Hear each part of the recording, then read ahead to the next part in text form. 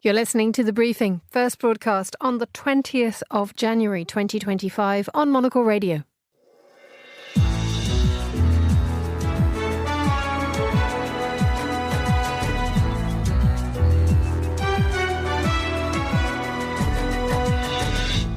Hello and a warm welcome to The Briefing, coming to you live from Studio One here at Midori House in London. I'm Emma Nelson, and coming up on today's programme. Every radical and foolish executive order of the Biden administration will be repealed within hours of when I take the oath of office. Donald Trump fires up his supporters ahead of his inauguration. We'll be in Washington as the countdown to his return to the White House begins. We'll also look ahead to the first 24 hours and then examine how the world might approach Trump Mark II. Also coming up, we're in Davos as the World Economic Forum begins, and Monocle's associate editor Grace Charlton joins me to talk fashion. Hello Grace, what's on the list? We're talking Pitti peacocks in Florence, we're talking cashmere, and we're also going to discuss what Melania might be wearing. Can't wait. All that's coming up right here on The Briefing with me, Emma Nelson.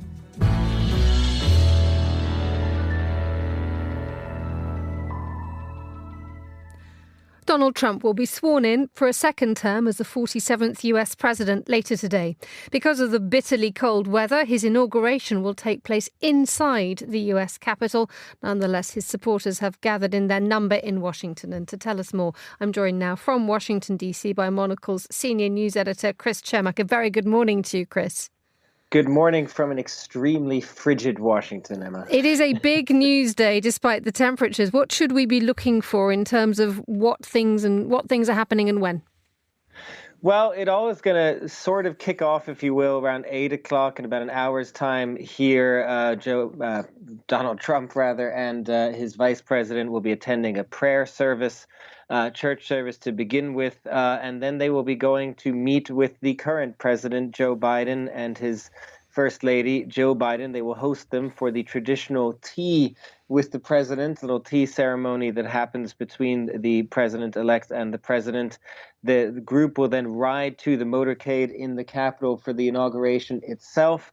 It should be said that both of those steps are things that were not afforded Joe Biden himself when he was inaugurated in 2021, because Donald Trump did not believe in that election victory. So we're getting a sort of return to traditional form, if you will, this time around. And then when it comes to the ceremony, it's going to be extremely pared back, a few hundred people in the Capitol Rotunda, where Donald Trump will be giving his speech with some select supporters in an overflow room, the Capital One Arena being the overflow room, but allows only about 20,000 people itself. So it is a much more pared back event for this time around. Lots of people still jostling for places and tickets and trying to get into those special viewing places to see it. You mentioned the fact that we are enjoying a return to tradition at the moment, but Donald Trump has already sort of broken the tradition already with an enormous news rally last night, firing up his supporters, talking about a new day of American strength, prosperity, pride. It was all beginning. I mean, this was pure exaggeration and bombastic Trump, wasn't it? It was, absolutely. And I think, yes, it was very notable that he did this. Even more notable, I think, given the fact that today everything is going to be pared back somewhat. So what you saw yesterday when it was slightly warmer here, still cool in D.C., but temperatures around maybe 0 degrees, all the Trump supporters were sort of out in force around town, around D.C. in a way that I've certainly never seen. The last time I was at an inauguration was Barack Obama in 2008. So it was a very wildly different mood here in Washington, D.C. I did speak to some supporters of Trump to get a sense of what they made of this and the fact that they had taken over the city the way that they did. Let's have a listen to one clip of a couple of supporters I met right outside the White House. Well, we just attended the mega rally, Capital One Arena, and this is amazing. We're so excited to be here. It's Trump. We love him. This is our town. We live here. We feel there is more excitement and support for Trump outside of this area. All the people at Germany, people that came into town. Just my brother lives out of town, my sisters, everyone that lives out of town. I have one in Florida, Chicago, Memphis. All excited about Trump being the next president. Yes, but no one here. No. My entire block, I think there's three. Yeah. 3 Republicans. So the atmosphere, by all accounts, in Washington, Chris, is very different from last time. There's a sort of acceptance of what is just about to happen, and there's a fraction of the protests that we saw 8 years ago. There is much more of a fraction. I think what was striking to me going around the city yesterday and as I arrived also on Saturday was just, aside from these events like the rally yesterday, the city is relatively empty. So those people from Washington, D.C. themselves, aside from those supporters you heard, sort of those rare Trump supporters from Washington, D.C. and surroundings themselves, everyone else has basically left. Because, yes, this is sort of a moment where Trump world is descending on Washington, D.C. to enjoy the festivities, basking in the attention and the victory. I was at an inaugural ball last night of the Latino inaugural ball, which was also a very particularly interesting group because this was Latino supporters of Donald Trump. He garnered about 46% of their vote, which was extremely striking, a record performance among that base for Donald Trump. You had 3 presidents there, or rather 2 presidents, President of Argentina, President of Paraguay, who I spoke to briefly, and also the opposition leader of Venezuela, Edmundo Gonzalez, who, of course, claims that he is president after the last election. So it was really a boisterous atmosphere. Everything in D.C., I think, yesterday was about this sense that things are going to change, this town is going to change, and policies are going to change extremely as well. Indeed, we also see those who have sort of garnered his attention and will be seen as close to him will be very different this time around. We've got prominent figures who were wary of Donald Trump now rushing to support him. You do, absolutely. And some of those figures have managed to still garner tickets to the Capitol for the ceremony. That includes, of course, the tech CEOs. Elon Musk will not have been a surprise, but people like Mark Zuckerberg and Jeff Bezos would have maybe been a surprise even about 6 months ago and are now going to be there. They are among some of those precious few that are going to get tickets to this ceremony. So, yes, there is going to be a change. There will not be Democrats. A number of Democrats will not be attending, and that will be pared down, particularly because of the fact, of course, that there are so few tickets. Even some Republican congressmen will not necessarily get in, given just how small the size is. Chris Cermak, thank you so much for joining us on the line from Washington. Chris, I know you'll be back to join Georgina Godwin for the Daily a little bit later on, when the inauguration should be in absolute full swing. So we look forward to hearing from you then. You're listening to The Briefing with me, Emma Nelson. The time here in London is 8 minutes past midday. We'll be continuing our analysis of the Trump inauguration in just a moment. But first, here's Anita Riotta with a summary of the day's other news headlines. Thanks, Emma. Israel has freed 90 Palestinian prisoners under a ceasefire deal with Hamas. This follows the release of 3 Israeli hostages by the group. The hostages are said to be in good health and are being treated in Tel Aviv. At least 27 people have died in wildfires across Los Angeles. Thousands of firefighters are battling more blazes as close to 200,000 people are under evacuation orders or on alert. Strong winds are expected to return today with extreme fire risk in parts of the region. The state's governor is sending extra resources to fight the flames. South Korea's impeached President Yoon Suk-yeol has refused to answer questions as part of an investigation into whether he committed an insurrection.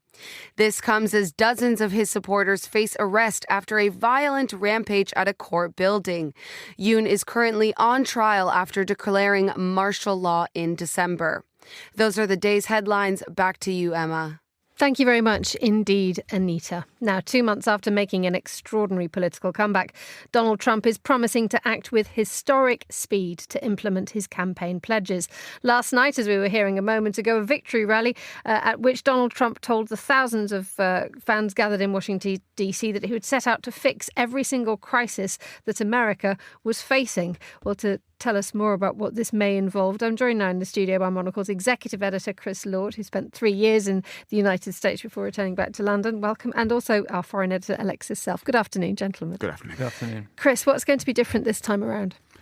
I think, first of all, when he came to office 2017 in the inauguration, he was very keen, Donald Trump, to present an image of competency, of some kind of continuity with the way politics had happened previously, in as much as the cabinet and the administration that he formed around him. And so he he brought various different people together who had been around DC politics for a long time, or in the various agencies of the US government, people who knew the way that the chairs tilted, frankly, who knew the way things go. This time around, frankly, he's almost unchained in that. And he actually thinks, I think, that it's better to be as far away from those individuals and that world as he can. And so you look at the cabinet picks that he's made. Obviously, some of them are still waiting to be ratified, if you like, by the Senate and others. But essentially to, just look at that lineup that we've got there. Obviously, the most famous and sort of infamous now is Elon Musk, who's going to run a brand new government agency that hasn't existed before, the Department of Government Efficiency. You've got people like Pete Hegseth, who is tipped to be the defense secretary. He's, essentially fighting for his job right now as we speak. He's a TV anchor. We've got people who, like Dana White, who has run the World Wrestling Entertainment Corporation, which is obviously a huge wrestling business. These people are not natural fits in that world of Washington. They're coming in on the back of Donald Trump into a situation that is very febrile, where he has got a thumping majority across the country, but also where people frankly believe that anything is better than what has gone before.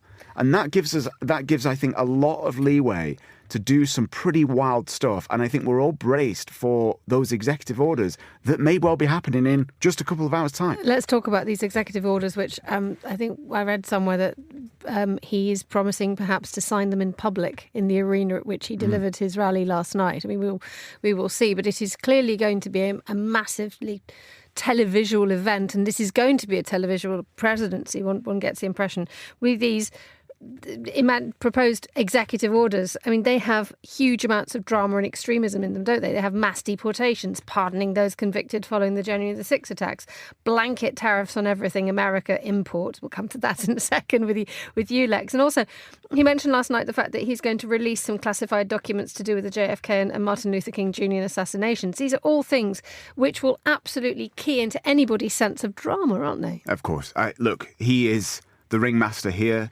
He knows what he's doing. He knows how to get people excited, talking a sense of, it's like a wrestling event, isn't it? Right? It's like you heavily trail the kind of, sort of dabbling in these long-held conspiracy theories about what happened to JFK. He's going to lift the lid on the way Washington, D.C. works and shows you, that things can be done in a different way and that he's going to do it. And I know you're going to talk about tariffs in a moment, but, all those fears that have been, and this is the one I think that could come soonest, is that we may well see some blanket, just today, some blanket tariff come into place.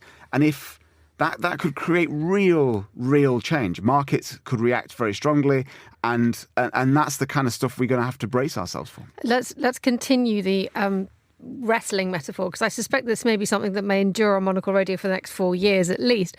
Lex, this idea of these tariffs, it's the sort of the initial body slam, isn't it? Just to sort of tell the neighbours that this is how things are going to be. Yes, and much is made of Trump's negotiating tactics and the similarity to perhaps Richard Nixon, who, next to Trump looks rather conservative and conventional, but this madman theory or idea of diplomacy. The problem with the madman is that, he elicits fear in fear of, something mad happening in whoever he's negotiating with. The problem with that tactic is that you occasionally have to do something truly deranged, otherwise it's not going to work as a tactic. What that could be with Trump, well, it could be anything. As you said, he's trailed many things. He's named many countries who are in his sights. The belief is that his two closest neighbours, Canada and Mexico, might be in for it early on in his presidency. But and I look towards the Senate, the confirmation hearings for cabinet picks. In terms of America's top diplomat and who that might be, Marco Rubio, the Floridian senator, is the nomination for Secretary of State. And I think that nomination, and especially his 4.5 hours in front of the confirmation hearing on Wednesday last week, will have assuaged, I think, the worst fears among America's allies, especially when it comes to NATO and Ukraine. In terms of tariffs, again, talking about what will be different from Trump 1, I think perhaps, whoever he's negotiating with, whether it be Europe or China or Mexico or Canada, will give him more time to make his case, and will perhaps, go in for a kind of transactional quid pro quo type arrangement. And it did happen with Trump 1, with reopening NAFTA for negotiation with Mexico.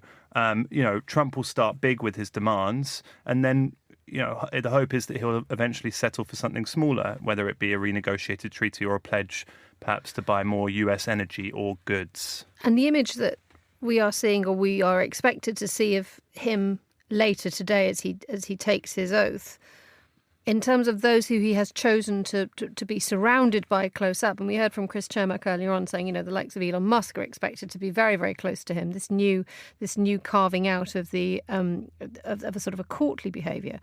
But we don't have the likes of Emmanuel Macron. We don't have some of the big world leaders there. I mean, Macron invited him to the opening of Notre Dame. That has not been returned. The people who we will see from the international world are the likes of Giorgia Meloni, the Argentinian President Javier Milei, and the Deputy Premier of China. The fact of who he's not inviting is as important as who he has invited, isn't it? Yeah, but on that, Chris and I were talking before we came in. I don't think it's necessarily conventional for the leaders of big US allies to attend the inauguration. Certainly not for the UK Prime Minister to attend. And I think, especially in this era of highly polarised US politics, I think that, seeing to favour one party over the other in terms of American allies might not be the kind of wisest move. So I don't think that much necessarily to be read into that. I think, we're going to see more in terms of what these executive orders are, later in the day, and who in terms of which country and which countries they seem to be aimed at. I think also we've got to recognise here that the re-election of Donald Trump has changed the world. It's changed the world forever. And as much as there is a tacit recognition now amongst those around the world that a certain mould of leader no longer cuts it with the public. And I think if you look at some of those people who have come over, I mean, Lex mentioned Milei from Argentina. Indeed, I believe Suella Braverman from here in the UK, and also other members of a more right wing of the Conservative Party and towards reform, indeed, with Nigel Farage. I don't know if Farage is actually there today, but I believe he almost certainly will have got an invite. There is a desire, I think, amongst those who drew up this guest list to show this is a new world order in a certain way, of a new way that the West does politics, which is more in the camp of Giorgia Meloni and her ilk, which doesn't parlay to the old ways and the old decorums that used to exist in Western politics. And so while I think that Lex is right, that there is there's no convention necessarily, not everybody is, just by being the Prime Minister of the UK or indeed the President of France doesn't, guarantee you an intro to these things or an invite to these things. I think there's just a very pointed message being sent to the world here about what the politics of the West is going to look like in the next few years. And frankly, we already see it in European politics, that drag happening. Just look to Austria. Just look to other countries. This is a new world order. And yet, I must say here, it's going to be tested over these next 4 years. Because if Donald Trump doesn't deliver for these people who have given him this thumping majority, that is a direct denial of the kind of politics that he's promising to bring to the fore. Chris Law and Alexis Self, thank you so much. You're listening to The Briefing.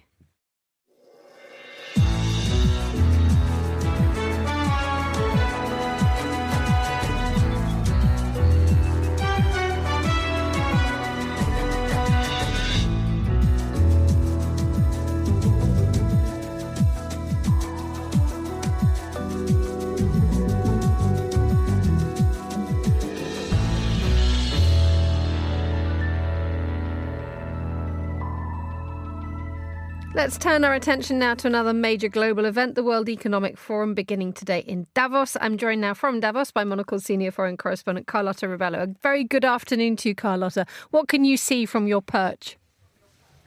Hi, Emma. From my perch, I can see the entrance to the Congress Center and sort of snowy Davos. The snow is staying, but it is not snowing. Now, also this morning from our studio, we could see by this entrance to the Congress Center one lone protester. And this seems to be what's left over from a big protest that happened yesterday on calling on taxation to the rich, of course, with WEF gathering so many global leaders. And one of the interesting things about that protest yesterday, which, the day that they chose was the day that most people were traveling here to get their accreditation. So there was some roads that were blocked and authorities had to intervene. But the interesting thing about the protest is that among them, there were 2 millionaires, and they were essentially asking, tax me too, tax me now. And one of them is a member of this organization called Patriotic Millionaires, and talks about how almost echoes of Joe Biden's farewell speech, talking about the dangers of the bro-oligarchy, as they were calling it,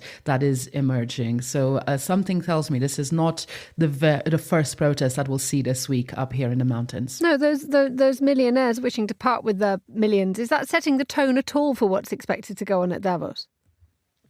Not necessarily setting the tone, but it's definitely the issue of inequality and growth is very high on the agenda. There is a whole segment in this year's edition of the official agenda that is precisely about what they call the relaunch of the economy and how the new technologies can be used not only to deploy economic resilience, but also strengthen social resilience, which I think is quite an interesting intersection to be observing. And the theme is collaboration in the intelligent age, and this is almost the World Economic Forum accepting the reality that AI is here to stay. The AI is here to influence even more our everyday lives, and it's only by collaboration that we can ensure the necessary safeguards are there, and that this is a technology that is deployed correctly. Now, what I find interesting as well about this idea of collaboration is the fact that perhaps I can't remember a more volatile time in terms of geopolitics for a gathering like this to be happening and for calls of collaboration to be happening. So it will be interesting to see how leaders and politicians navigate the idea of cooperating and building trust in a world that seems to be the most fractured ever. We also have to sort of look very strongly to what we've just been talking about and what's just about to happen. And this idea of fracturing is often pointed straight to Donald Trump, who actually sort of took any taboo out of being popularist and being protectionist. Yes, and Donald Trump is not present in Davos. He will be speaking by video link on Wednesday, but he is not here. But he is dominating all the conversations here so far today. As we were just hearing, it is his inauguration later this afternoon. And so many of the houses, so these are the pavilions that are open to the public on the promenade that gather a mix of people who are accredited to WEF, but other high-level speakers who are attending the sessions happening in these houses. So many are doing their own inauguration watch party. And the Washington Post is doing one, for example. Ukraine House is having another, and many, many others. And obviously, all of these watch parties are followed by networking events and panel discussions. There's a session set for about 2 hours from now on Trumponomics and how the next 4 years will shape not only the economic landscape of the United States, but as we know, the global impact that will have. So he is Donald Trump is a glaring absence here at Davos this year, and he of course has not sent anyone from his team because a lot of the high-level officials are still being confirmed. But despite the physical absence, he and his impact is dominating the agenda so far. Carlotta Rebello on the line from Davos. Thank you so much for joining us on the briefing. And we will be enjoying regular updates from Switzerland for the next week right here on Monocle Radio.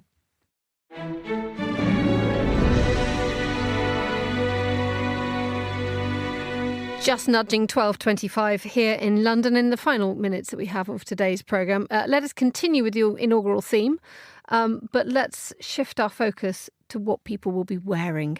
And who better to tell us than what we think Melania is going to have on than Monocle's Associate Editor, Grace Charlton. Hello, Grace. Hi, Emma. OK, so let's just talk straight immediately about Melania. She is a fan, we know, of the likes of Dior. She likes Dolce & Gabbana.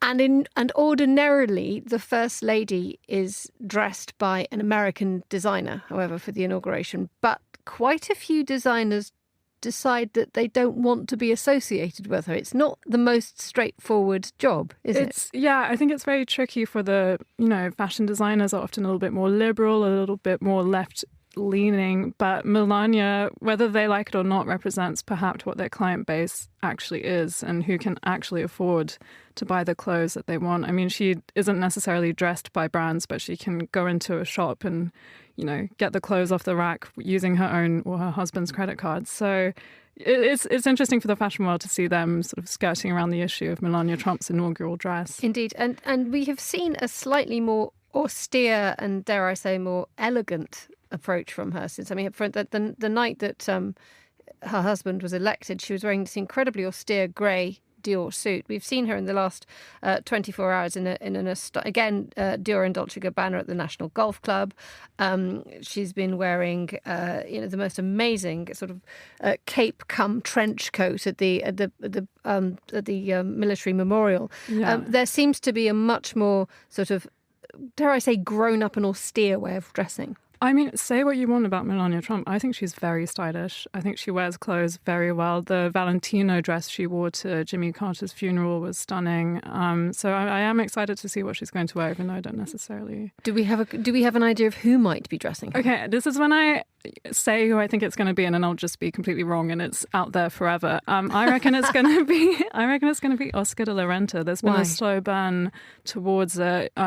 Oscar de la Renta is an American house founded by a Dominican immigrant who has dressed every First Lady, I believe. And in the past few days, we've seen Ivanka Trump step out in Oscar de la Renta, as well as Usha Vance, who is the second lady of the USA, the wife of, what's his name? J.D. Vance. J.D. Vance. Mr. Vance. Mr. Vance. So I have a feeling it's going to be that, and it's going to be a little bit of a almost vindictive statement towards, these houses that refused to dress her for a very long time. It's going to be very interesting to see what she wears. Let's turn our attention to men. You've just been to Florence to Pitti Uomo. Is it still all caramel and cream? It really is. Okay. Yeah, it really is timeless. It's forever. My flight to Florence, my 7 a.m. Vueling flight, was the funniest thing I've ever seen. It was just all these super tall men dressed to the nines in like big hats and big sunglasses, and they were all wearing brown cashmere, and it was really something to behold. What were they? So just talk us through the plain outfits. What kind of big hats? What kind of big sunglasses? There's quite a lot of roll necks, I imagine. A lot of really roll good necks. Cashmere turtlenecks. It was very cocooned. That flight could have really sustained a lot of impact. It was really the hats. I don't know, wide brimmed. I'd say. Is it a fedora? I don't think it's fedora. Is it I'm not really sure about the terminology, but it's just huge. And then the glasses, they were sort of orange tinted. I love the fact that this was all on a Vueling plane. At 7 a.m, no less. And the flight attendants, when they walked on, they clearly had a moment of shock. It really looks like you've sort of landed in a It's the fashion bus. Yeah, it's the fashion bus, the super chic flight to Florence. Amazing. Amazing. What were you? Were you wearing cashmere? I was wearing brown cashmere. And I had a moment where I was looking around like, oh my God, this was so unoriginal. And then I looked down to my own brown cashmere jumper and I thought, Okay. So if you're trying to break with fashion, don't wear a brown cashmere jumper, but keep the hat, I'd say. Excellent for broadcasting. What else at Pitti Uomo? Because what was the silhouette this year? Because we've had some really sharp, clean tailoring for the last couple of years. Are we getting a bit more blousy? I think we're getting a little loose. We're letting loose. The silhouettes are big, again, to sort of, to chime in with the hats and the glasses, you need an even bigger coat, to keep it all cohesive. This is going to be a nightmare on a budget flight because no one will fit. Exactly. Okay. It was quite funny. Crammed into the seats. They're not designing for that, though, are they? No. Just tell us a little bit more about who's doing what with this new shape. I think it's an Italian fair, and the Italian presence is very felt when you're there. I think Erno and Brunello Cucinelli are doing really well. The guest designer this year, well, they had two. They had Setchu, and they also had the Maison Margiela MM6 show. And even they were getting, a house like Margiela was getting into the spirit of pity and, pulling out the big silhouettes and the sort of the drama. It's more about peacocking than the clothes itself. And will this be something that will fly easily? Because maybe it is, I'm wondering if every sort of male customer is wishing to break out into sort of the voluminous look. Is there an appetite for this? I reckon there is, And I wonder if Gen Z, when they start earning a little bit of money, will they be looking at this? Is it relevant? We'll see. Grace Charlton, thank you so much for joining us in the studio. That's all the time we have for today's edition of The Briefing. The warmest of thanks to all my guests and to the producer, Laura Kramer, too. Our researcher was Maisie Ringer. Our studio manager was Lily Austin in London. Desiree Bandley was in Davos. The Briefing's back tomorrow live from WEF in Davos. But for now, from me, Emma Nelson, goodbye. Thank you very much for listening.